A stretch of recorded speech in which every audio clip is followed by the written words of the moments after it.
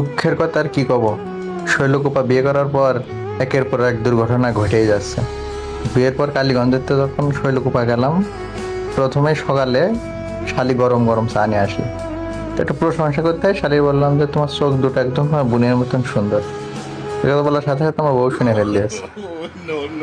তারপরে রুমের ভেতর ডেকে এনে বলছে আমার বোনের বিয়ে না হওয়া পর্যন্ত তুমি এবারে এখন দিন আসবে না, তারপর থেকে আর নাকি জাতি দেবে না। তো ওই নিয়ে চলে গেছে, আমার পরের দিনই বাসায় নিয়ে চলে এসেছে। বাসায় এনে বিভিন্ন কথাবার্তা বলছে যে তুমি পাশের বাড়ি আমার স্বাস্থ্য বোনের সাথে দাঁত কেলে তুমি ছবি তুলিলে, আমি জানি না কোনোদিন ভালো হবে না তুমি। তো সে আমার শালি হয়, ছবি তুলেছে কি আছে, বলছে, আমার সাথে এখন ছবি তুলতে হবে। তো ওই দিন প্রায় 600 ছবি তুললে, গুনে গুনে দাঁত কেলে, সব হেসে হেসে দাঁত কেলে যেভাবে তুললাম ওইভাবে তুলতে হলো। তারপর থেকে এক সপ্তাহ আমাদের দাঁত কেলা নিয়ে বন্ধ হলো না।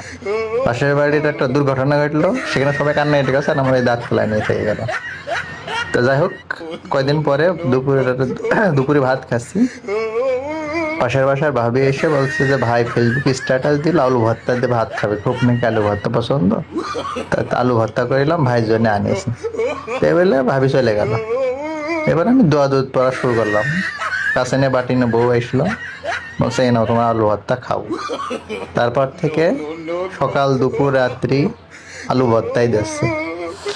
এক সপ্তাহ আমার ভাত খেতে দিইনি আর, একটা খিদে ঠিক মতো খাতেও পারছি না, শুধু আলু ভর্তা, শুধু আলু ভর্তা খেতে দিচ্ছে।